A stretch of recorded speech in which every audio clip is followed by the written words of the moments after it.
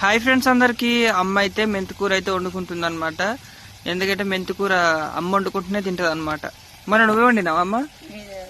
ఇప్పుడు ఏమేమి వేసినావు? ఇలా టమాటాలు వేసిన 2 ఉల్లిగడ్డలు వేస్తా అంతే. ఇక మంచిగా ఫ్రై అయ్యాలా? నీళ్ళు వస్తుందా? ఫ్రై.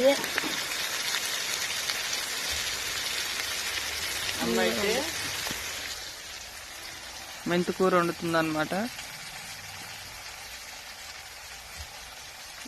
ఉడికితే గిద్దుంది కదా బిడ్డ, ఇప్పుడు అదంతా ఉడికితే గిత్త అవుతుంది.